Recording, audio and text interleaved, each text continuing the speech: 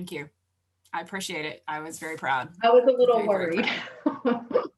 Yeah. So, Doesn't happen often that I will ask that question. So yay! I'm proud. yeah, you should be. Absolutely should be. Thank you. So yeah, kind of glow. But I am glowing. I'm like, I showed my husband. I was like, oh my God, look what I got.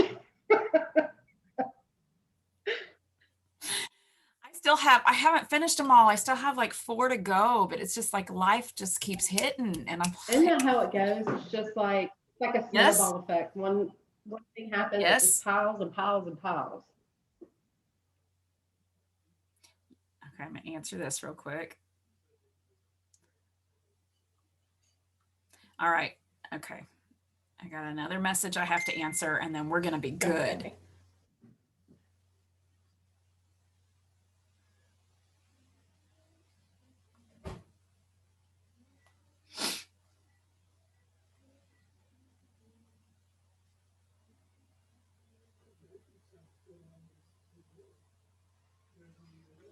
Okay. Okay.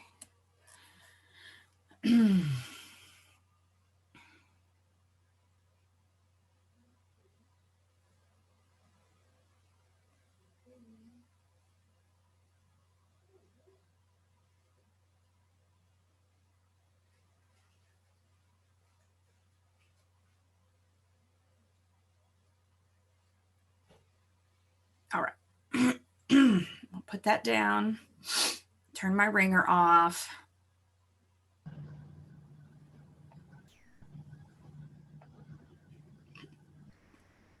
All right. Phone down. Ooh. I had a Jimmy Dean breakfast sausage, egg, cheese thing, and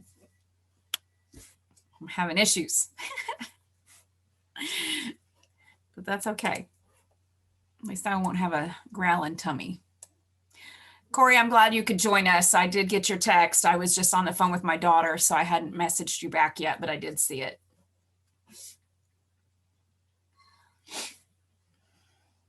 So she's decided to start making masks to make some extra income. And I'm like, cool. So she's showing me all of her fabric, and I was like, or you could just, order some on Amazon. But that's fine. That's what she wants to do. That's all good. She can sell them on Etsy. That's true. I will mention that to her. Yeah, Etsy's a good idea. My mom has an Etsy account for her jewelry, and she actually makes a decent amount of money on it. I'll mention that to her. She really needs to be doing that with her art. She's an incredibly talented artist, and I would like to see her doing that with her artwork. She really is. She concentrates on doing giraffes. So she personifies giraffes, and they're always, in clothes and all kinds of things, doing different fun things, because she's obsessed with giraffes and always has been since she was a little bitty girl. So does she have like an art site or a portfolio site or anything? I think so. She was on DeviantArt for a long time, and I think she's also using another site now, but I don't know what it is. I don't remember what it is. I want to see it. She's got an Instagram. Oh, Instagram's good. I just love to see it. I like seeing other people's art. Yeah, I'm looking. I can never remember what it is. She's got like 4, which is the one she's, Nedums. It's _Nedums, NEDDUMS.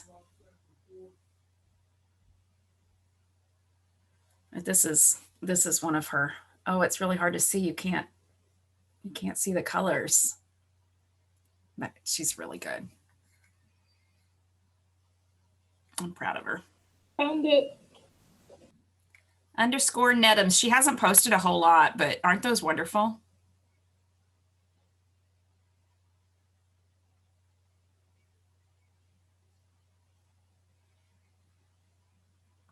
I just love her work.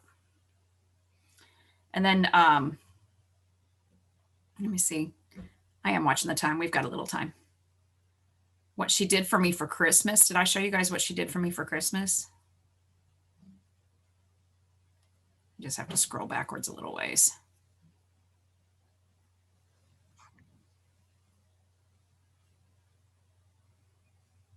My Christmas present blew me away. Whew. I am all of a sudden not able to breathe. It's a drawing she did of me with all of her siblings and her kids. That is so good. Isn't that amazing? That is. I just am amazed by her. And then the other one painted this for me for Christmas. And this is my birthstone, and then Keenan, Kennedy, Katie, Cole, Clayton, and Kobe. So it's me surrounded by all my babies. Well, my oldest draws anime. Okay. And I mean, no, he's really, really good at it. But he decided to take one of his art pieces and get a tattoo of it. And I'm not against tattoos. I have them. It's a little, I would not have chosen. Yeah. It's one of those things. They're always going to go with what we wouldn't have chosen to be on their bodies. My younger daughter has like the Izod alligator on her forearm. Like, it has meaning to me, Mom. Well, my 18-year-old went and got one. And oh my gosh, it's from some cartoon with the animal with the sock on its head. Does anybody know what I'm talking about? With a sock on its head? Yes, it is the weirdest tattoo, but he loves it. I mean, he's going into movie and production, so I mean, something about it spoke to him. But I'm like, oh my God, what are y'all doing? I mean, come on. right? This is permanent. At least they didn't go get some Japanese symbol that they don't actually know what it means. Right? Well, they said it means, right? That's what it means. You're walking around with the mark of the beast on you there, buddy. Yeah. That's not funny. But it is. Yeah, no, it is, because that is so like naive, but okay. Mm-hmm. I love mine. I love mine. Mm-hmm. Oh wow, that's really nice. Thank you. I love it so much. And My I told him I favorite wanted one? it right where I could see it all day, every day. It didn't matter to me so much that everybody else could see it, Yeah. but I could see it. So it's a reminder of how I am to live my life by grace. My favorite one that I have is my chest one. Uh-huh. And then I don't know if I can bend my arm that way. There you go. What does it say? Creativity takes courage. Oh, I like that. Yes. And I made sure to put it on my right arm because it's my dominant hand. Yes. Yep. So I always see it every single Thought, day. and they're really thought out and good. And Right. that's something you'll never regret. Right. Unlike an animal with a sock on its head. This one, Well, the thing with that one is it's only an outline, so he can get it covered. it's huge though. Somebody's Oh, like, wow. it's too high up there. Yeah, that's awesome. Look at you, Mhm. girl. Nice. I was. Oh, we're past time. We're past Oh my time. God. We can do tattoo talk later. It's 11:01. Hi, everybody. We got a lot to jump into today. I got to see Jayla last night. That was super fun. I walked into the building and she was the one taking temperatures, and I was like, she looks familiar. That was really He cool. walked right past me. I was like, are you Deja? I'm glad you did, because inside my head I'm going, I really think that's Jayla, but I have to get to class. But yeah, that was cool. That was really cool. And it was the mask. Like your mask is so unique. So, all right, let me go ahead. I'm going to share the screen and we're going to jump right back into where we were on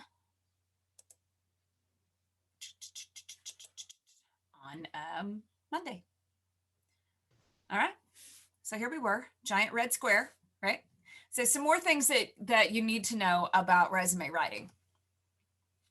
So we did this one already. I told you that if you can put your achievements above your duties and your responsibilities, achievements always look better.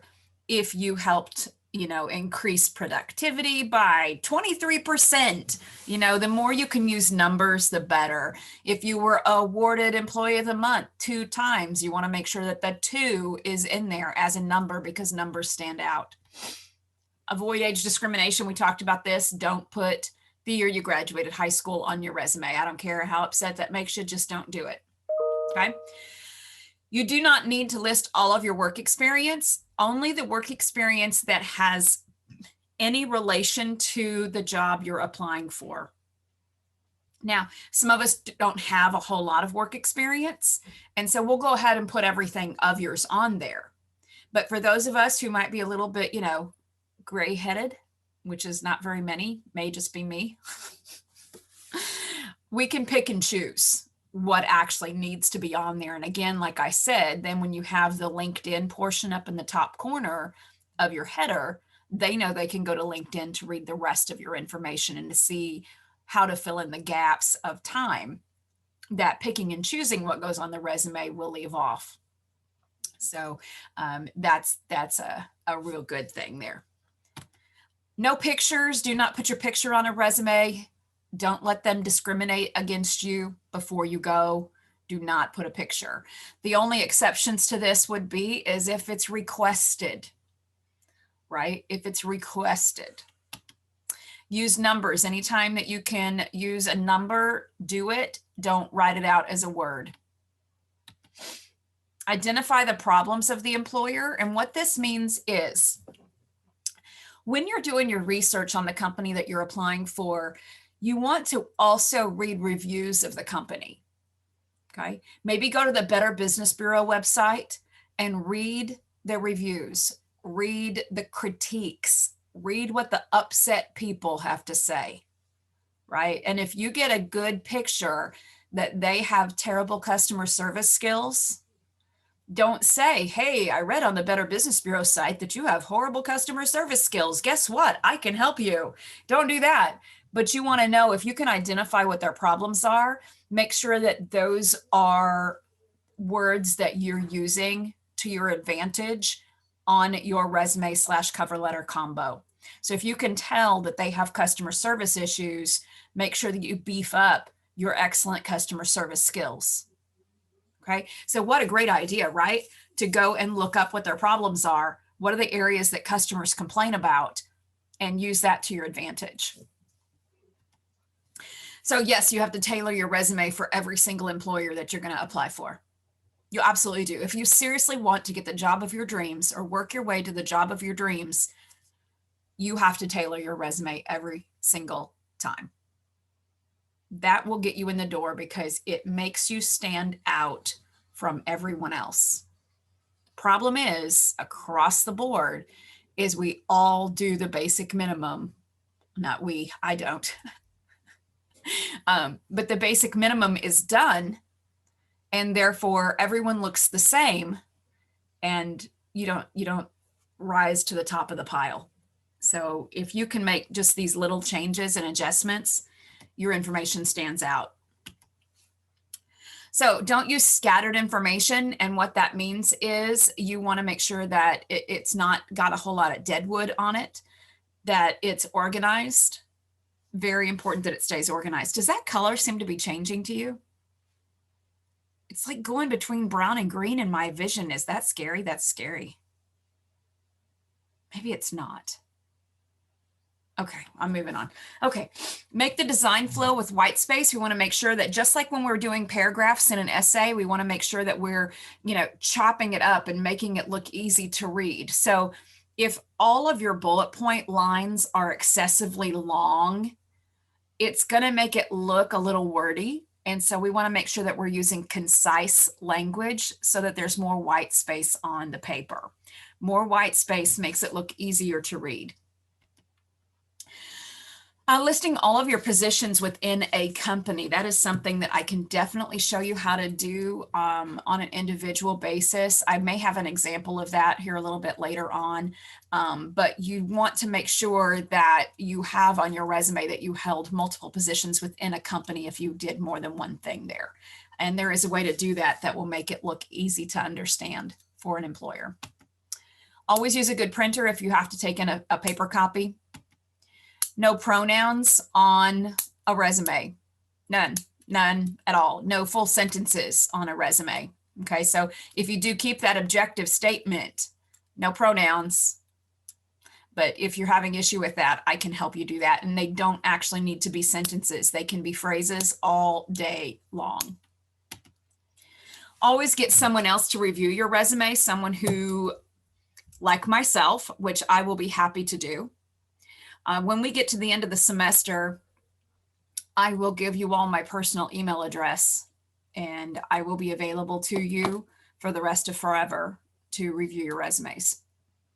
Okay. I just feel very strongly about that. So always have someone else look it over. If you know someone who already works at the company that you're applying for, have that person look at it too. Okay. Always read it out loud. Again, we catch mistakes that we hear. And be very careful with sample resume templates. I say this every time I teach this material, and I always have people who don't listen to me. Shocking, right? Why would you listen to the teacher who knows what she's talking about? Don't use a template, because here's what's going to happen. It may work for that resume, but when you've got more information to add to it, templates are really hard to work with. And then it's going to bleed onto a second page, and you're going to be like, crap, I can't get this back onto one page. No, you can't, because it's inside the formatting of that document, of that template. It wasn't created for you to be able to come back in and make adjustments without going deep down inside of the program and being able to know how to manipulate that. And when people come at me for editing help and they have used a template, first of all, I inwardly scream. Second of all, I will just copy paste all your stuff and put it on a blank Word document. Because then guess what? We can do whatever we want to for the rest of forever to it. Don't use templates, please, because you're just getting your career started and you will need to update. You will need to change. You will need to adjust. You will need to, depending on every company that you apply for, take some of that information off. I have multiple copies saved in a file on my computer, different resumes that I've used for different things. And so I can make adjustments and changes easy off of all of those. And they are all Word docs, all of them, easy to manipulate. And that's what you want. Yes. So on your resume at the top, you had almost like word art up there where it had the lines. Mm-hmm. How do you put that if you don't use a template? If you want to create the line that goes straight across the page, that's just Shift and the dash button. So you make the underscore all the way across, and then when you hit enter, it creates that strong line. Okay. So yeah, I like to have the line to separate the header from the rest of the page. I think it just looks nice. Sometimes I leave it off, but generally I put it there. But that's how that's done. You do the underscore across the entire page, and then when you hit return or enter it, it changes into a strong dark line automatically. All right, so you don't want to look like every other candidate. You just don't. Don't use irrelevant information. Again, a lot of this I repeat myself, but it's just so I can drive it home. Only use information that is pertinent to the job that you're applying for. And that may mean that, well, for each job, depending on how many you have, if you have 4 bullet points under one job, you want to have 4 bullet points under another one.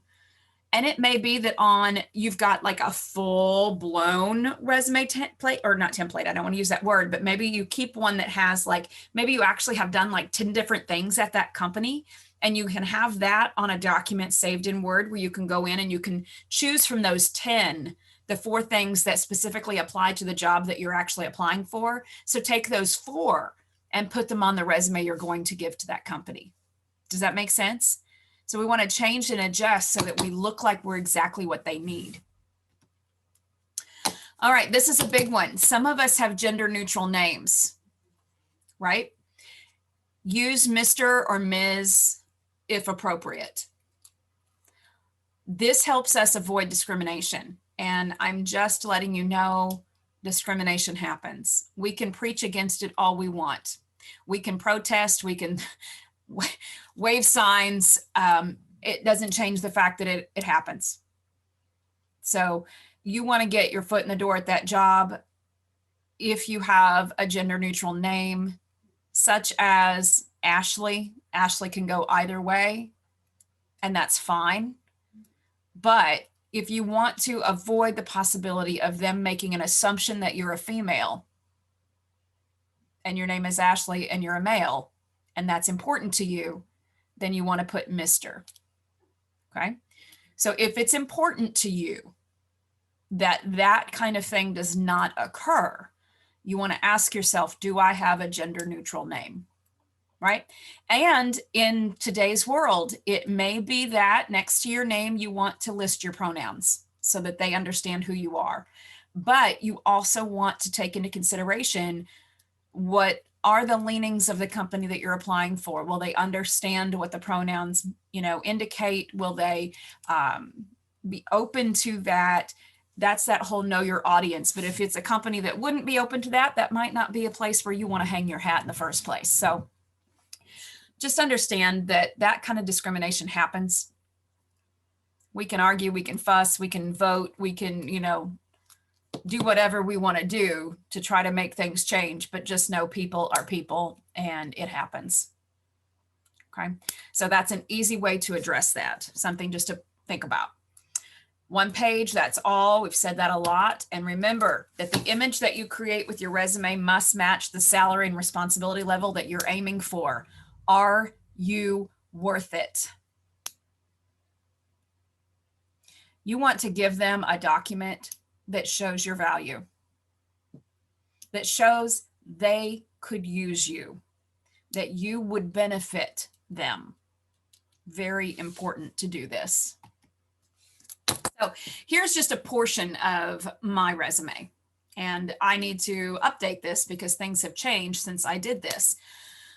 But you can see I have the dates on the far right. Remember, I told you that someone who's reading a resume is going to look across the top third of the page and down the right-hand column. So if you have your dates of employment, your dates of education over on that far right side, they're going to see those. They're going to see the longevity that you have in the different workplaces that you've been. Okay, that's a very important thing. So, and then over here on the left, you can see how Tulsa Community College is not indented, but because at the time that I created this slide, I had at that point held 2 positions. I've listed out both the positions, but they are indented underneath Tulsa Community College. And then their duties are specific under each one of those. And you can see that next to full-time English instructor, I put the parentheses and have the dates for that position there. Now, my actual current resume also then includes assistant professor of English, because that's me now. So under TCC now, I have 3 different job titles, and they're listed out this way. So if you have worked in a place in more than one capacity, that's how you would want to put that together. It makes it very clean, very easy to read. Okay. So again, save these things and use them. All right. But you can see on the lower one there, the Tulsa Welding School, I did not indent Career Services Advisor because I only held the 1 position at that school. All right. So that's how you do that. And you can see down through there as well, next to each of the bullet points, all of my verbs are different. I do not repeat any main verb next to a bullet point. You can't. You have to change them up. And again, that's as easy as clicking right or right-clicking and clicking on synonyms and finding one. Here's an example of what the top of that resume would have looked like from a year ago. So there's my header. And because I have so much information on my resume, my header is squished together like that. All right. So that's what that looks like for me. And all of the different things that I've talked about, you can see here the different font for my name because it showcases my personality. You see that I do not have my street address on there. Don't let them discriminate against you based upon the neighborhood in which you live. That is nobody's business. You just put Claremore, Oklahoma, Tulsa, Oklahoma, wherever it is that you live, just put the city and the state. Don't put your address. Again, discrimination exists. We can scream about it. We can cry about it. We can protest. Just do this simple thing and take it off. All right. So then phone number, email address, LinkedIn ID, and then there's me, my personality type. I can't help it. That's who I am. So then for a teaching position, I listed my education first because that's a very important criteria when it comes to, am I qualified to teach English? So I have listed out my education items first.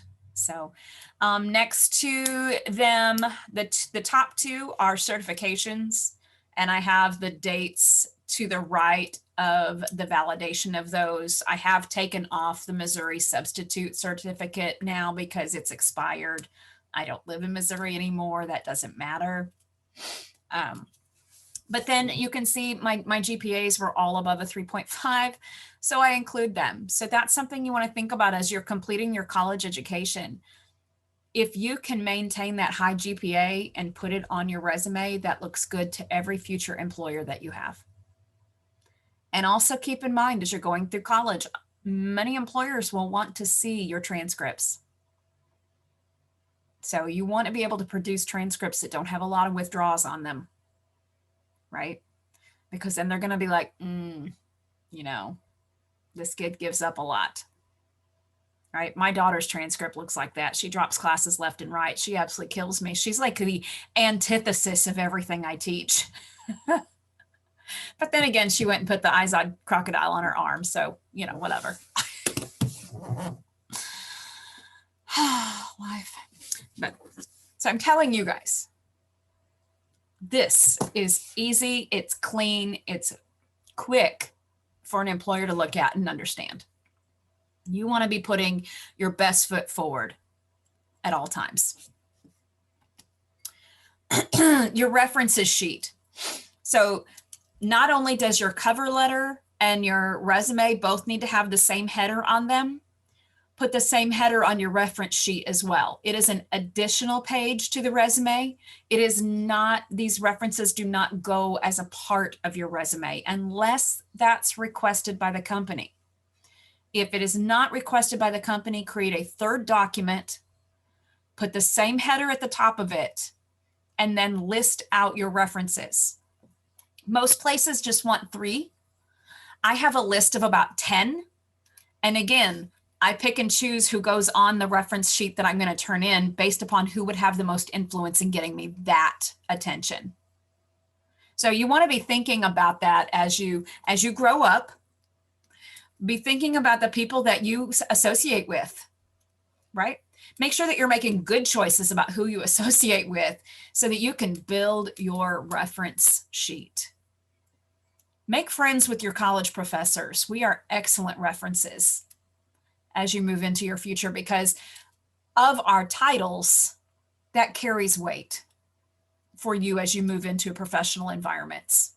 Okay, so be thinking about that while you're going through college. Be thinking about that in the different places where you work, your community involvement, things of that nature. Be thinking about the people who are going to showcase you best and make a bigger list than 3. So you can, again, like I said, pick and choose the ones that you want to use for this particular job. So the reference sheet needs to match the resume and cover letter in that header format. Very important. You want to make sure that your references can each one speak to your work and work ethic. And then again, yeah, I said that, develop relationships with your teachers, always. I love writing recommendation letters. I'm just saying. References should look something like this. Okay, so this is the way they are on my reference sheet. I list the name, then the title of the current position, the phone number, the email address, the LinkedIn ID, and then how I know him. Okay, so this is not my former boss's actual name. I've made some things up here, but so the current position is operations manager at Clear Choice Dental. That would be the email address where he can be reached, his LinkedIn ID, and then how I knew him. Former campus director of Vatterott College. So that's how you want to do that. That's the only information they need. They need to be able to contact your references. You don't need to give them street addresses. Again, it's no one's business. It's no one's business. Do they rent? Do they own? What neighborhood do they live in? Don't give that. Give this. Okay, so some information about job interviews. I'm going to check the time. All right. Oh, we're doing good. Okay, so job interviews can happen in a variety of ways. You want to be ready, right? You don't know how it's going to come at you. They could be phone calls. They could be video calls. Nowadays, we've got the world of Zoom, right? Anybody had a Zoom interview? Job interview? Yet? I did for this position. 2 of my interviews were over Zoom, and that was before COVID. It was just because we were all in different places. So it was pretty crazy to not actually be in the same room, sitting at the same table with my interviewers. And you want to not be doing things like that. That reminds me, I did not take my allergy pill. So sometimes interviews can be conducted over email, but most of them, of course, are going to be in person. But then in person can be varied as well. There might be one interviewer and one candidate. There might be multiple interviewers and one candidate. There might be one interviewer with multiple candidates, and there might be multiple interviewers with multiple candidates. You just don't know what you're walking into, so don't ever look surprised. Just be ready. Be ready for whatever comes at you. At Vatterott, when we would be interviewing faculty members, and my experience at TCC, it's always multiple interviewers to one candidate. You sit down and there are 5 people asking you questions. One person is more than likely in there watching your body language, like that's their task, right? Another person is there to be taking notes on everything that you say, and they will compare notes at the end. Okay, so you want to be prepared for that. First thing that you need to know about any job interview is this. It begins when you pull in the parking lot. So if you're going to a physical interview and there is a receptionist in the waiting room, the building has windows, someone's watching. Keep that in mind. So if you whip into the parking lot and you drive all crazy, or you're picking your nose as you're walking up to the building, things like that, chances are someone's watching. Everything that you do leading up to the beginning of the interview, you are being watched. I have a friend who's a chiropractor, and at her practice, well, I had her come speak to the medical students at Vatterott several years ago. And she talked to them about interview skills. How to get a job in an office like mine is what she talked to them about. And she told those girls, she said, your interview is half over. How do I say that more effectively? Before you walk back and sit at her desk and talk to her, your interview is already half over because she trusts her front desk staff that much. Their job is to watch you. What do you do while you're waiting? Are you occupied? How did you occupy yourself? Did you communicate with them? Were you friendly? All of those things. Did you make eye contact? They're watching. Because it's not just the chiropractor who's interviewing you. They have to work with you too. So after you're finished with your interview completely and you leave, She calls her front desk staff back and they have a conversation. And that may not be something that we ever stop and think about happening, but it does. So keep that in mind. So be thinking, my interview starts as soon as I get there. Okay. And I had a student tell me one time, we were doing all this in class, and he was like, Ms. Daisha, I have to tell you what happened. And I was like, all right. He's an electrical student, giant, big guy. And he said that the interview went like, they were laughing and joking and stuff, and they just kept talking. And the guy that walked him out, he just kept talking to him and walked him all the way out into the parking lot and to his car. And they stood there and talking, shook hands. The guy walked back inside. He ended up getting the job, and the guy told him, I walked you to your car to see what was going on inside it. Was it a mess? How do you keep yourself? Because what your car looks like is what your desk is going to look like.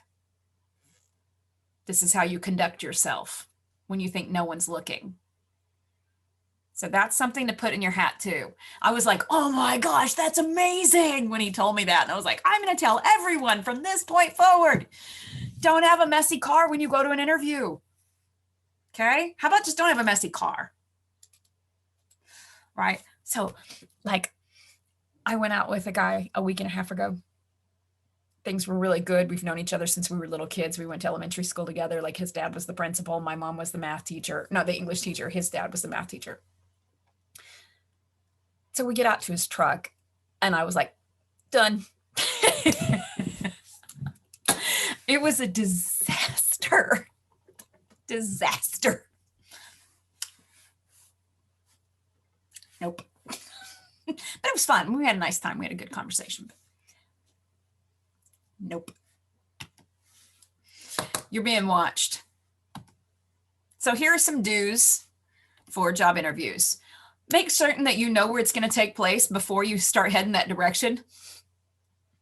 Right? Map it out. Right? And then maybe even go in the building and make sure you know where the suite is or where the office is, because I've done that before, like where I didn't know ahead of time and then I start to try to go to get there and I get lost or I can't find parking, right? All of these things will occur to you because Murphy's Law exists, right? What's going to go wrong is going to go wrong, especially when you're in a hurry. So map it out ahead of time. Be smart. Get there early. The appropriate time frame is 15 minutes, no more, no less. Give them the amount of time they need to observe you. 15 minutes. If you get there a half an hour early, stay in your car until 15 minutes till and go in. Okay? Don't show up late to a job interview. That straight up is an X. It just is. Because if you're late to the interview, you're going to be late to work. So don't do that. Before the interview, if you can get to know the interviewer's name ahead of time, do that and reach out to shake the hand and say, nice to meet you, Fred. Right? Show that you have information and that you know about them. Another thing to add to that is you're like, okay, well, how do I know their name? Call and ask or email and ask. But again, the whole idea here with this entire process is to stand out, to make yourself different than everyone else. How many other candidates are going to be willing to call up ahead and say, this is Daisha Hinkle. I have an interview tomorrow at 2:00. May I ask what the name of my interviewer will be? Well, his name will be John Smith. Okay, thank you very much. I would like to be able to, say hello to him, in a respectful way or what. You don't even have to say that. So you get the name, you write it down, and then the next day you walk in, you stick out your hand and say, it is so good to meet you, John. Be intelligent. Smile when you give a firm handshake, not a crunching handshake, and no clammy, wet fish, right? Like this, where you don't move your hand at all and it's just uncomfortable. Give a firm handshake. Be alert and act interested. So you want to get sleep the night before if you can. Keep your eye contact. Now, not creepy eye contact, right? That would be like staring, but have good eye contact. Show that you're interested. And of course, make all your comments in a positive manner. We talked about that on Monday. Speak clearly, firmly, and confidently. Be able to champion your strengths. And this is an uncomfortable arena for a lot of us because there's that line, right, between being confident and being cocky. But be confident. Know what your strengths are. And when I have 4.5-hour long classes, I do a whole lot more of the psychology aspect of this, where I push students to get to know themselves. When you know what you're good at, you can talk about it. Like I can say to you, and I do say in a job interview setting, give me any topic, give me an hour to study it. Tell me who I'm teaching it to, and I will give you a good lesson in an hour. It's how I'm gifted. And I can talk about that without being cocky. That's where my strength lies. That's my gift. Okay. I've taught HVAC and welding classes as a substitute. I mean, for real, what do I know about any of that? I taught algebra for an entire term. But it's all about connecting with people, and I do that. Okay. So what is it that you're good at? Don't say nothing. Everybody's good at something. And if you feel like it's nothing, that hurts my heart because that means you don't know yourself well. And that's a conversation that we can have one-on-one. More than happy to do that. More than happy to help you dig in and figure out what it is that you're good at. What brings you joy? What is it that you enjoy doing? Right? So champion your strengths. Be able to talk about what you're good at. Always get plenty of sleep the night before. Yawning makes you look bored. And use words to answer questions, not nods or head shakes. And always tailor to the interviewer. You want to try to match their body language or use the same type of tone that they're using. I mean, don't be like overt. Be very subtle, but you want to show that you're like them. Okay. Some don'ts. Don't be aggressive or egotistical. Never say, I'm the only person for this job. You don't need to look any farther. Are you kidding me? There's a heck of a lot more people out there. A hecka. Never discuss money. And this one always gets under people's feathers. And that's okay. You go ahead and you get riled up because they'll hire somebody else. Right? In an interview, never, ever, ever discuss money unless they bring it up. They will bring it up maybe in the first interview if they like you. If they are interested, they may bring it up. But it is a trap at the end of the interview if they say, do you have any questions for us? I've been in that environment. A few years ago, I was sitting with the two directors of education. We were across the table from this woman who had been in the Peace Corps, who was just an amazing individual. Like, I'm sitting there, we're interviewing her. I fell in love with her as a potential friend. Like, I'm like, give her to me. Can I have her? Can I have her? Can I have her? Can I have her? Can I have her? Like, I was like, I really want to be her friend. Like, please. And so we got to the point in the interview where I got the signal from my boss. I said, okay, do you have any questions for us? And the first thing out of her mouth was, well, just like anybody would want to know, what will I get paid? And I saw my boss out of the corner of my right eye make a note on his piece of paper. And my heart sank. And so after they had me walk her out, I came back upstairs and I said, can I have her? He said, no. She asked about money. We had other candidates. You have to play the rules of the game. You have to play the game correctly. Do not ask about money. If they want you, they'll bring it up. They know you need a job. That's why you're there. Right? They know you need a job. So don't discuss money. You don't bring it up. Don't show a lack of interest in the job or the company, of course. You want to show that you know something about the company. So do your research before you go. I had one interviewee one time. We sat down, I did the whole tell me about yourself. And then I said, what makes you want to work at Vatterott College? Dude went on for like 5 minutes telling me things about my own company where I had worked for years that I didn't know. And I was like, because he had done his research. So we ended up hiring him. He's fantastic, but he knew how to play the game. He knew how to interview correctly, which meant he knew how to function in our environment. So he got hired on. He ended up becoming one of my best friends. So that was pretty cool. Don't act defensively when questioned about anything. Don't ever act defensively, because that just straight up translates that you'll be defensive at work. Don't do that. Just answer questions straight up and honest. There it is again. Don't speak negatively about previous workmates or employers.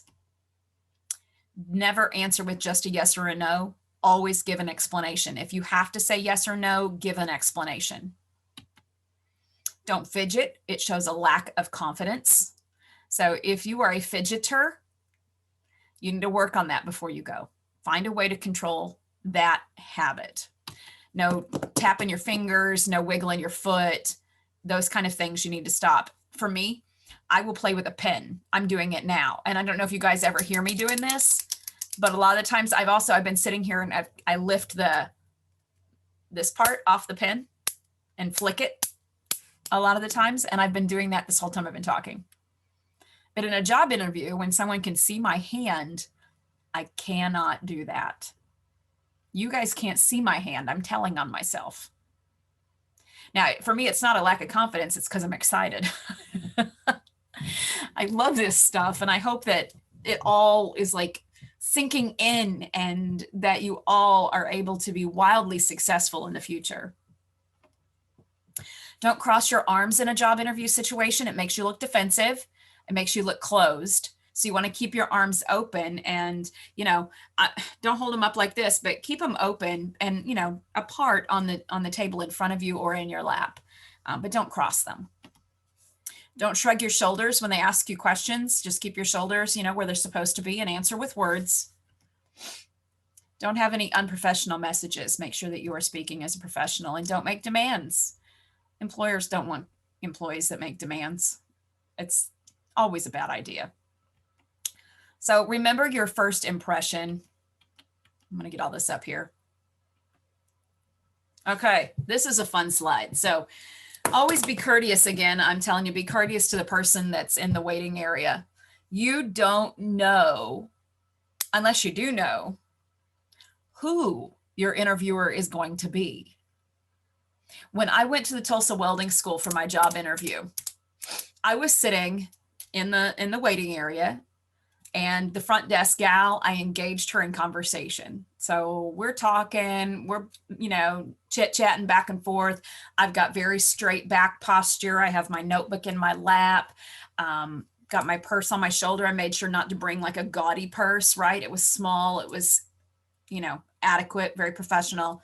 I'm sitting there, we're chit-chatting. I'm smiling. I made her laugh. Then this beautiful dark complected woman in high heels like this walks up and leans on the counter, starts talking. She interjects into the conversation. We're laughing, we're joking. And then all of a sudden she looks at me, she says, "Are you ready to go back?" And I was like, "I sure am." And so I followed her to the interview room and she ended up being my boss. You don't know. So treat everyone that you come into contact with, even the people you talk to on the phone, as your potential employer, as your potential interviewer, because you don't know. While waiting, watch your posture and conduct yourself as if everyone going by is your potential interviewer. I loved the directors of education at Vatterott. They were so great. We would sometimes be up in the interview room and the clock would just be ticking. And I'd be like, "Are you going to go get her?" And Sam and Al would look at me and laugh and they say, "We want to make them wait." And then Al would walk out. And I remember this one time in particular, he went all the way downstairs, walked through the waiting area and came back up to the room just to see what the lady was doing while she waited. I kid you not. This stuff happens. Isn't that horrible? But it's so funny. I love it. So be on guard. Don't look impatient or bored, right? Don't be talking to your mama on the phone and telling your mama where it's at, right? Don't do that. They're listening. If there are different types of magazines laying out on the table, pick up the one that makes you look professional and smart. Thumb through that one, not the People. Definitely not the Entertainment Weekly. Okay, be thinking about these things. Remain standing until your interviewer asks you to be seated. Always wear clothes that are appropriate to the job that you're applying for. Now, how do I do that? Well, I don't know. Go by there, observe. How do they dress, right? If you're going to go to like an elementary school interview at an elementary school, dress like an elementary school teacher for your interview, right? So go dress like they dress. Find out what that is. And you can look up on the internet too. Look at their website. Look for things like that. And now this one is huge. While waiting to be interviewed, don't eat or drink anything. I would take that a step further back and say, after you get dressed for your interview, don't eat or drink anything, because if you're like me, that's the time you have a hole in your lip and everything drops through it. Soda, mustard, it goes everywhere. So don't eat or drink, brush your teeth, anything like that after you get dressed for your interview. You can wait. Don't talk on your cell phone while you're waiting to be interviewed. Actually, don't even let your phone be seen. You guys, in the days that we live in, you could be discriminated against just for the type of cell phone you have. What if these people are all Mac and you come in with your Android? Just keep it put away. Keep it put away. On silent, put away. Just know you're being watched always. And your visual impression could help them make up their mind about you in the first 5 minutes. They'll go on with the interview, but a lot of times they've already made their decision just on how you've presented yourself and the things that you're willing to do in that waiting period. Just like I told you with the chiropractor, right? Your interview's over half done before you sit down at her desk and answer any questions. So we always want to be prepared. I really need my allergy pill. I'm having issues. You really want to always be prepared for tell me about yourself. It's going to happen. It's going to hit you in every interview. And that's the part where I'll like, oh, I hate talking about myself. Okay, first of all, you got to love you. Figure out how to love yourself so you can talk about yourself. Okay, we're all valuable, so figure that out. But this is your personal commercial. It is a brief career biography that conveys your career choice, your knowledge, your skills, your strengths, abilities, experience that make you uniquely qualified for the position. It needs to reflect your personality within reason. I'm not going to let them see full-blown me in an interview, because that might be like, wow, that's not what I want to do. But this is you selling yourself, right? This is your opportunity to showcase what it is that you are good at and what you enjoy, and, let them see you. Match your skills to fit them. Know personal information. Have a vision. Let them know what it is that you desire out of life for yourself professionally. 2 minutes is the max. 30 seconds is the minimum. A good way to practice it is to put it on a 3x5 index card and do it in the mirror. So be prepared with your tell me about yourself. Some things that you will be asked would be these type of questions.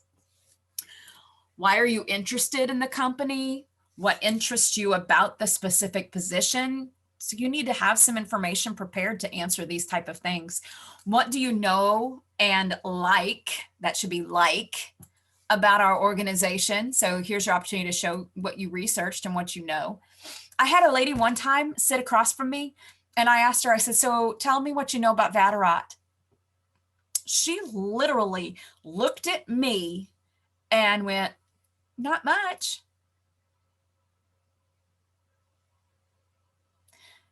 Why are you here? Not much. Shrugged her shoulders and said, not much. Not much. Lord have mercy. No, thank you. We were a hard environment to teach in. Our students were hardcore. A lot of them were there instead of jail. You come here and you say not much? I don't think so. We're like next step to the prison. No. No. So, what is your greatest strength? What is your greatest weakness? Be able to talk about those things. Be able to say, my greatest weakness, and this is what I said for my assistant professor role. I said, my greatest weakness is that I can get off topic. And I go down rabbit trails. I said, but what I have learned about myself is I do love to talk very much, but I have learned how to catch myself, bring it back around, and relate it to the topic on a dime. It's a weakness that I have turned into a strength. And anytime they say, tell me your greatest weakness, you tell them, here's what it is, but here's what I've learned to do. Okay, so this is where I struggle, but this is how I fix it. You're going to stand out from every other person just by doing that. Can you describe a time that you successfully collaborated on a project? They always want to know an actual story about how you participated in conflict or teamwork. So have that story ahead of time prepared. Never, ever go in without stories prepared. Write them down, be familiar with them, be ready to answer without saying, well, that's hard. I've never really had conflict at work. Yeah, you have. Yeah, you have. I had a really dangerous student one time who I had to call security. Like, he was starting to flip out in the classroom. And so I sent a text to security, come now. They show up, they get him, and they take him away and put him in another room so that they can talk to him. And so the security guards are in there, the director of education goes in there. I go in there, tell my class to hold on. So I go in there, we're talking, kids like threatening the building. He looks me up and down though and goes, you ain't got nothing to worry about, teach. And I'm like, creepy. So my boss was like, Daisha, go ahead and go back to class. I was like, I will. So I'm walking down the hallway, and the campus director, she wasn't familiar with our campus. She was from a really tame campus, not our campus. She came walking up to me in the hallway and she says, you know, I'm going to put him back in the classroom. I said, you do what you have to do, but if you do, I'm canceling class and sending my students home. She said, there will be consequences. I said, okay, do what you have to do. Because the safety of my students comes first as a whole. So when have you had conflict? You want to think about this, write it down, practice the story, be ready to answer. Never, ever, ever say, or well, or, well, yeah, don't do that. Jump right into your answers. Be prepared for strange questions. These can come at you because a lot of businesses now want to make sure that you're going to fit their work environment personality-wise. And they have every right to question you on these things. And you have every right at the end of the interview, when they say to you, do you have any questions? Ask these kind of things. In my interview for this position, they get to that part with me. And I said, I want each one of you to tell me what you enjoy most about working at TCC. So they each went around the room and said what they enjoy most about TCC. It was so great. But see, what I accomplished was I got them talking about themselves. And that always makes people feel good. Make them feel good, right? So use these questions at the end. Why not? Don't ask about money. Ask these things. So if you could change one thing about yourself, what would you change? You could even say, if you could change one thing about the work environment, what would you change? How great would that be? What do you like to do most with a free hour? They want to know what you're willing to say there. Right? I watch TV. Okay. Well, you're not going to stay busy when you have downtime then, are you? So be productive in your answers. What's the most overwhelming thing that you know? If you could choose to be an animal, what animal would you choose to be and why? I have totally done that to people because I want that on the spot, uncomfortable, holy crap, out of left field. I want to see how they respond to a question like that because students do that. And if you're an ornery student, you do that just to see if you can get your teacher off kilter. I love you guys. I love that kind of stuff. I welcome that in the classroom because it makes me be on my toes. I like it.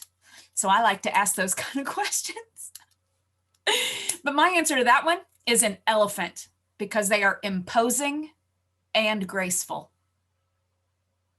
which is exactly how I want to be. Yes, I'm on an exercise ball. I love it. Yes, Jayla. I honestly thought you would be a lot taller like an elephant. When I saw you, you're my height, and I was like, wow, okay. I'm only 5'3". I was wearing boots too. I had on boots with heels like that. That's real funny. So anyway, be prepared for these kind of things. And don't be afraid to ask these kind of things at the end when they say, do you have any questions for us? All right. What do we got here? Take as little as possible with you when you go in. You want to have a folder and a pen. Inside your folder, have more copies of your resume. Have copies of your reference sheet, not just one, but several. Have perhaps another copy of your cover letter and some paper to take notes on. When you greet the interviewer, initiate the handshake. Oh, and with that, take as little with you as possible. Ladies, those of us that carry purses, like I said earlier, I went into mine with a very small purse, a very discreet purse. If you can leave it in the car, leave it in the car, but don't go in with some gargantuan bag. Okay, we're not Mary Poppins here, unless we're applying for a job at a preschool, and then you might want to have a bag of toys or something, but job appropriate. There's that don't fidget thing again. Okay, don't stink.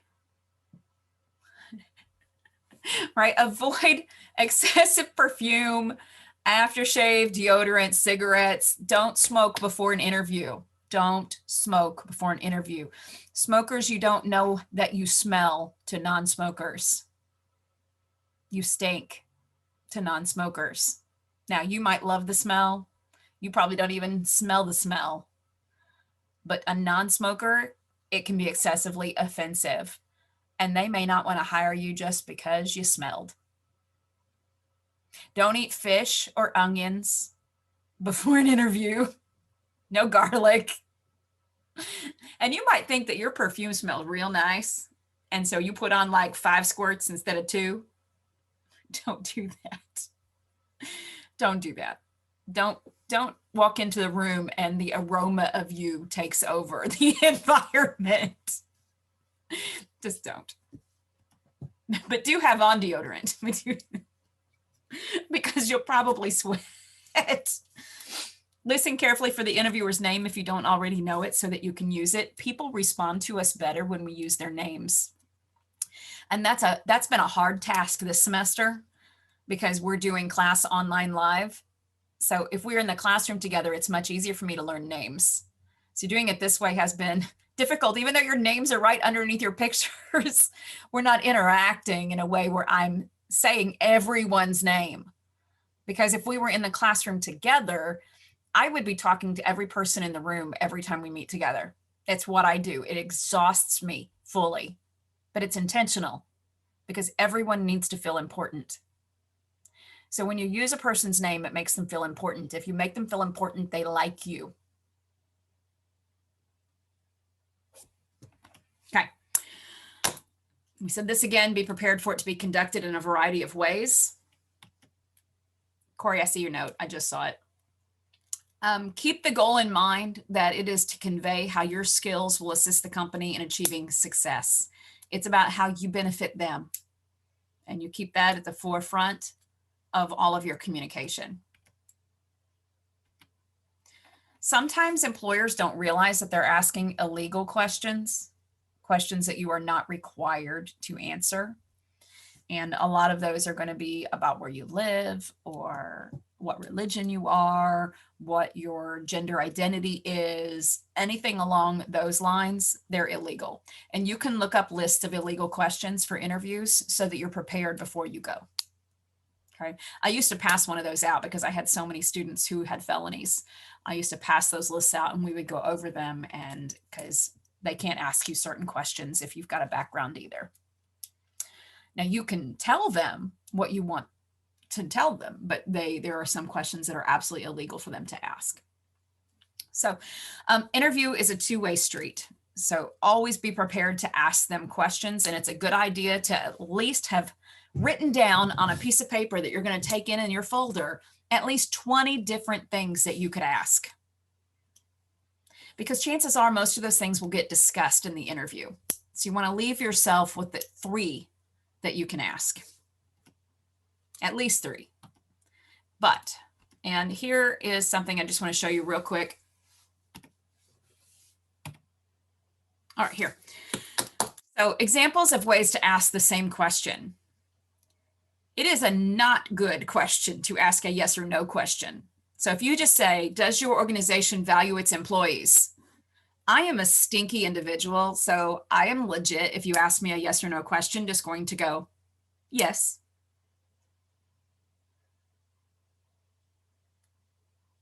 You didn't ask for more than that. So why would I give it to you? I want to talk to someone who's going to ask intelligent questions. You could say, how will your organization show it values its employees? But then I can lie to you just to get you to want to work for me. It's better to say, what are things you've done to show that you value your employees?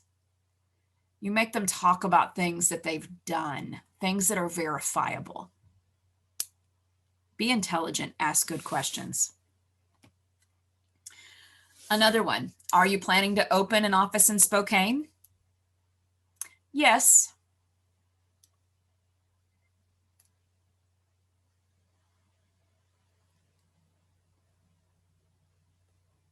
You didn't ask for more than that. What are the plans for opening? Again, I could lie to you. You're asking a future question. I could tell you, oh, we're going to have a circus. We're going to have clowns every day at lunchtime. Like, we're going to partay. It's better to say, I read a news story about the possible opening of an office in Spokane. Knowing that a news article does not always capture the full story, I wondered what factors are under consideration for the decision. Again, you get them talking and they like you. It's psychology, you guys. Best question you can ask, and save this for the very end. And this is a yes or no question, but it is a thermometer. Do they like you? Ask this. Is there anything else you'd like to know about me? If they say, yes, do you have a few more minutes? Freaking yeah, I do. But don't say that. But if they say, no, thank you, we'll be in touch. You can kind of go, all right, but don't go all right. Don't say it that way, but just say, be pleasant. But it's a barometer for you. Lets you know, did this go well? Did it not? They will let you know in their response. Okay? Listen carefully to how they respond to that. Some other good things that you could ask would be, what would my first major project be? Or what are the key challenges our department will face in the next couple of years? And there are lists all over the internet of questions to ask at the end of an interview. So you can look those up and find ones that you think relate to the job you're applying for. Okay. But again, remember what I did? I said, what is it that each one of you likes best about working here? So clever. Offer your references. Don't ask if they want them. Take them out of your folder, slide them across the table, say, here are my references for your consideration. It could be a name. You might have bombed the interview, but there might be a name on that reference sheet that they know. And they might say, wow, that interview was really bad, but they know John Smith. Let me give John Smith a call and get his opinion. So let your references speak for you. Don't ask if they want them. Take them out of your folder, slide them across the table, say, here are my references for your consideration. Okay. And then follow up. Have you ever thought about the fact that the difference between you getting the job and someone else getting the job could be whether or not you send a thank you note? Some of you have probably never, ever, ever thought about that. And it's not a bad idea when you're in an interview situation and an interview season to invest in a little box of thank you notes at Walmart for like $2.50 and go out to your car, hand write a thank you note.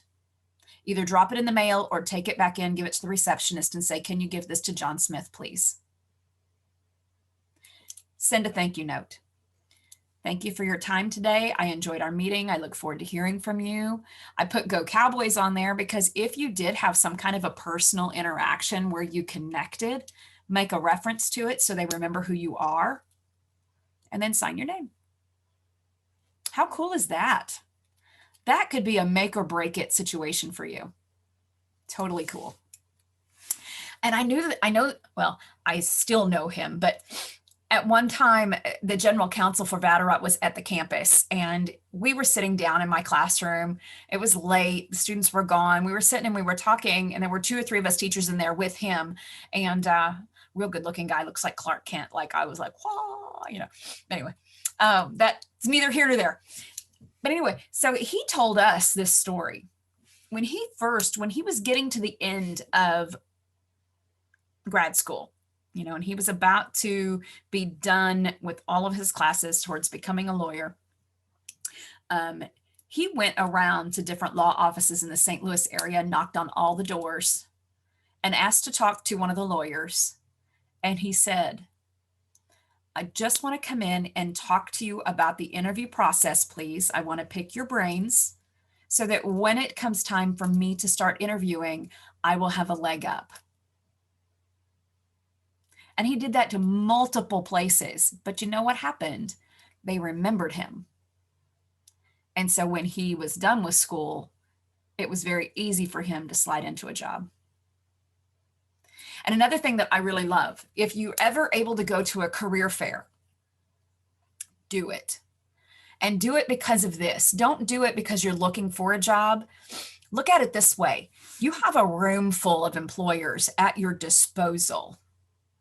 They are captive. They have to be there for 2 hours. And you can go from table to table to table. Show them your resume. Ask them what they think of it. What changes do you think I could make? What are some of your favorite interview questions?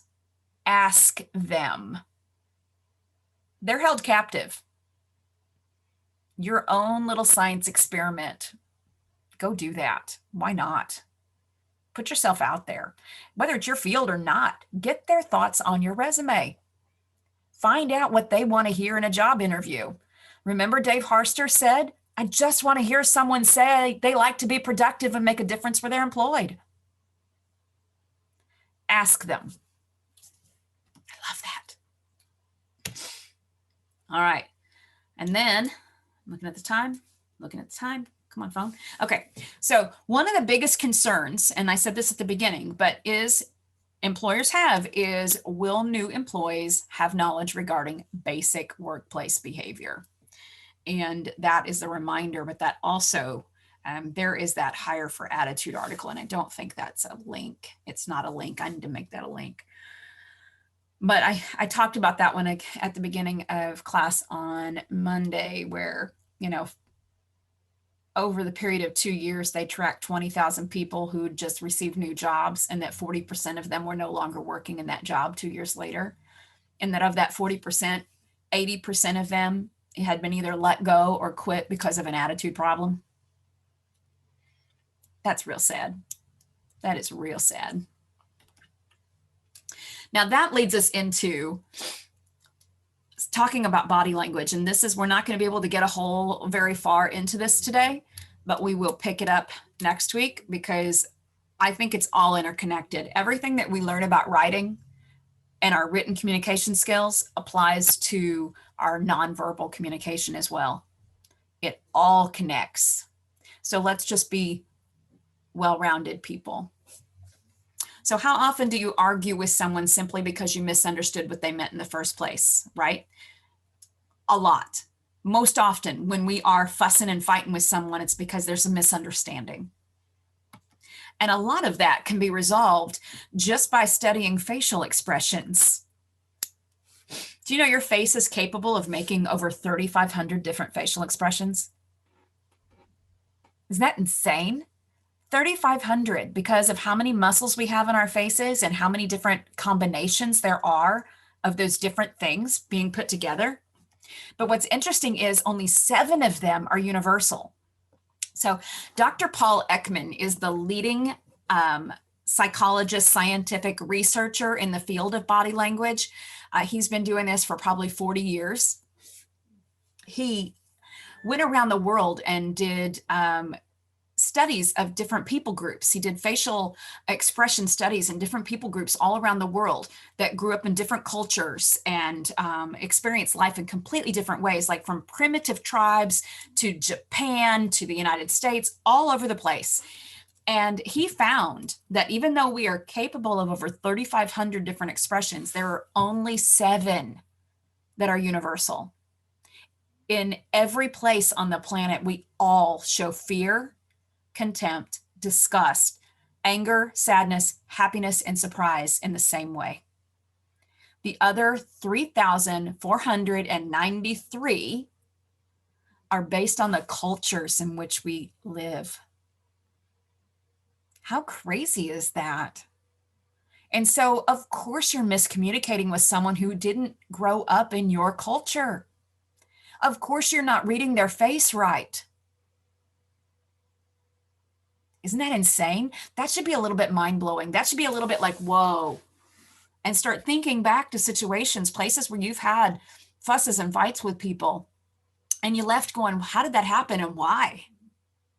So often it's because we just simply don't know how to read each other's faces. It's insane. So nonverbals are highly important to know. It is statistical fact based on scientific research. And I'm telling you this because anything I say like that, you look it up for yourself. Okay? Don't just take my word for it. But 93% of communication is nonverbal. 93%. 7% are the words that we write and the words that we say. That's another mind-blowing thing when it comes to this whole arena of communication skills. 93% is nonverbal. Even while I'm talking, I'm using my hands, I'm using my face, I'm using my body. You as listeners are using your bodies.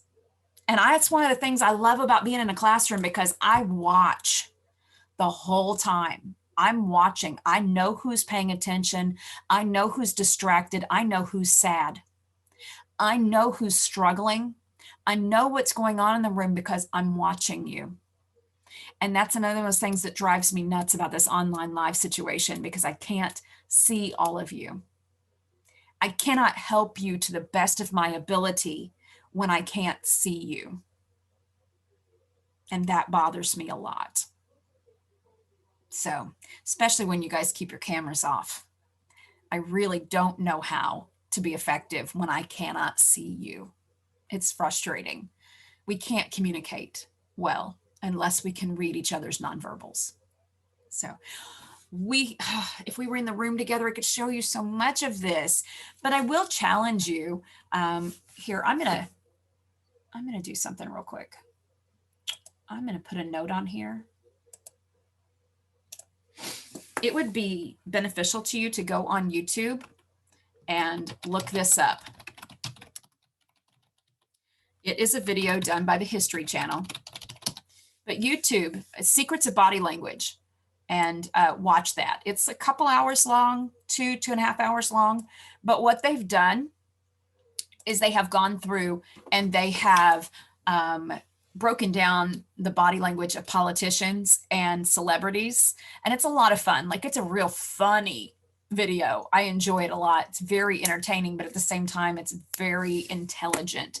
Another thing that I would tell you to do, and I've probably mentioned this before, but on Netflix, watch this show. It is based upon the life of Paul Ekman, the body language guy. So people came to him because he helps the FBI. He helps police departments solve crimes. They came to him and they said, can we make a television show based upon your life? And he said, absolutely, but only if I can be the science consultant for the show. And so anything that you see in any of those episodes for the 3 seasons that it was on, anything that you see is based upon his research. So it's like an education while you're having fun, all at the same time. So I challenge you to do that. There's life-changing stuff in there. So I'm going to move on. But even this graphic right here too, I mean, it's just interesting. Feet are the most important thing. I want to point out, see the lady in the suit and how her legs are crossed? Crossed legs means vulnerable or shy, closed off.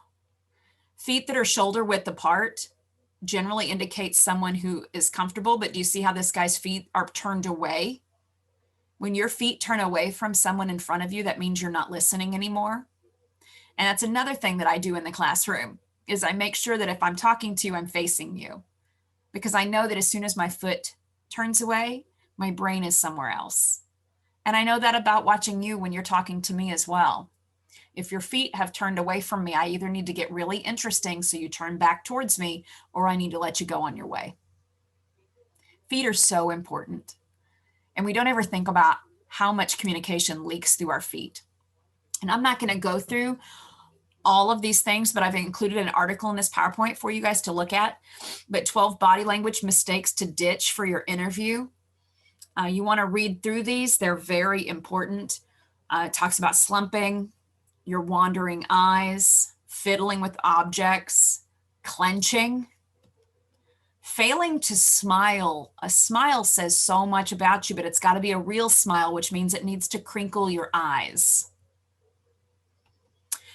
Defensive or aggressive body posture, wild hand or arm movements, shrugging, stiffness, leaning backwards. When you're interested in someone, you're leaning toward them. When you lean away, you're pulling away, you're showing disinterest. So that's something to think about too. Sitting directly in front of your interviewer, that is a big one as well. So you can read that. Touching your face. What's wrong with touching your face? Oh, it's a problem. Now, body language leaks through your feet. And again, like I just told you, if your feet are shoulder width apart and you're facing the person that you're talking to, that indicates comfort. But as soon as a foot starts to turn, the mind has turned. So be aware of that. If it's someone you're talking to them and their foot stance all of a sudden widens, they've gotten defensive.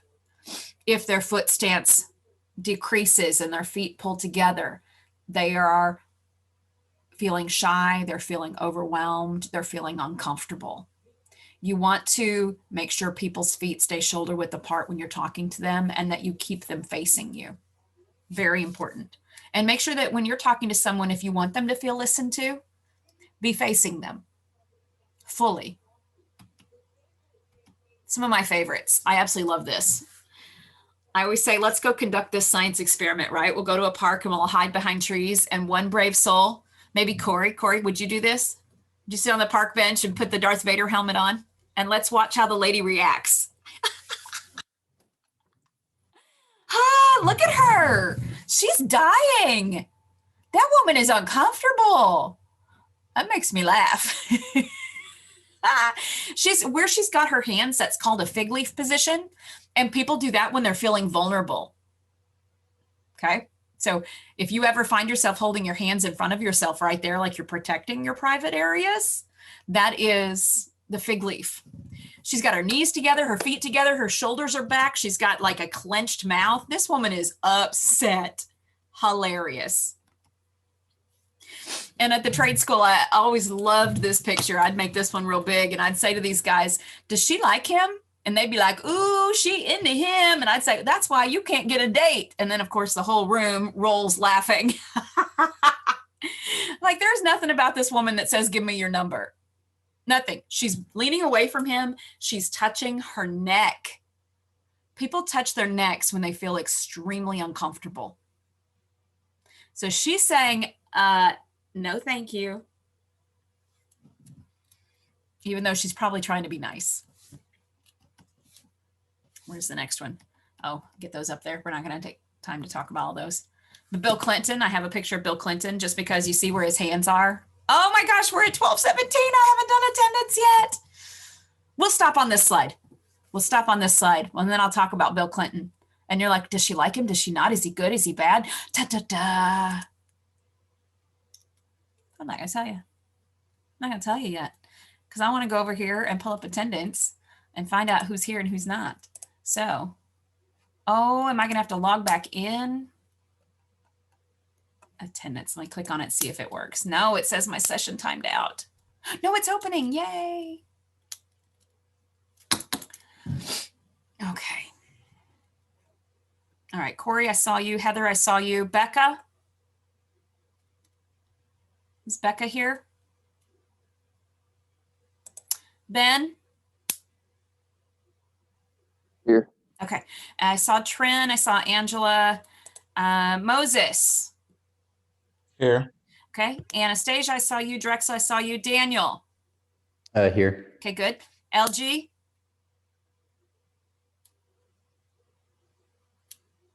LG, are you there? Madeline? Yeah, sorry, my computer was muted. Okay. All right. So LG, you're there. Madeline? No, Madeline? Annie?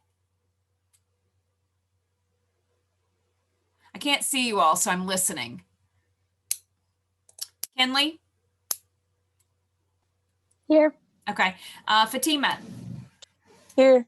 All right. Jennifer, I saw you. Jayla, I saw you. And Nicole, I saw you. So I'm showing that we have 4 absent. There was a group message from Annie saying her mic wasn't working. Oh, thank you. Thank You're you. See, Jayla looking out for Annie. That's awesome. So let me fix that.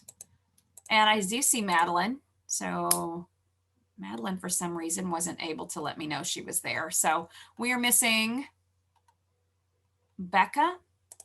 Am I missing Becca? Yep, Becca's not there. Okay, so I'm going to go ahead and submit that. Jayla, thank you for doing that for her. It is 12:20. Yay. So just real quick, did you guys find this helpful? Very. Yeah. This is, I love everything that we do in this class, but this stuff is life. So, and like I said, in my mind, I cannot be convinced that it doesn't all connect. It absolutely all connects. So what you are willing to do with your written communication is a clear picture of what you're willing to do with your nonverbals, and vice versa. So we will, next week, we will look at more of this. I do want you going ahead and starting your rough drafts. Your rough drafts will be due on Monday. I know I have not graded the outlines yet. I'm going to do it this afternoon. My dad's surgery was Monday. I had to get my mom to the doctor. Like, we've had a lot going on. I didn't have a computer with me all weekend and I wasn't home. So I am struggling, but I will this afternoon finish the essays. I have 4 essays to go. And then I will get to the outlines today as well. So you will have those by hopefully dinner time. All right, that's my goal. And I'm making that commitment to you. I will not allow myself to get distracted, even if my grandbabies call and want to play with filters. That might distract me a little bit, because that's like the most fun in the world. But I do want to say this too. I know I'm running over just a little bit, but I have 4 to go. But to this point, I could not be more proud of a group of students. This round of essays has blown my ever-loving mind. You guys are really putting yourselves out there. You are doing the work, and I'm leaving you notes and letting you know. Thank you. I feel like we're doing this together. We should all be proud. Okay. I've been bragging on you guys to everybody. I'm just so proud of the work that I have seen thus far with Essay 3. Okay. So thank you. I will continue to give you my best. You continue to strive to give me yours. And I haven't even looked to see where any of you are grade-wise. I don't like to do that. I just like to trudge forward, right? I haven't looked at what your total percentages are. Is that weird? I haven't. So I'm not even 100% sure. I just want you doing your work. And when we get there, we'll get there and we'll see where we stand. But I'm very proud. Very, very, very proud at this point. So thank you. Thank you, thank you, thank you, thank you. So you guys have a wonderful week. I will have that to you. Both of those items will be done by dinner time this evening. And for me, that probably means about 6 o'clock. So you'll have your outline to begin writing your rough draft with. Okay. All right. Thank you. I will see you later. We appreciate you. Have fun. Thank you. Okay. Thank you, you too.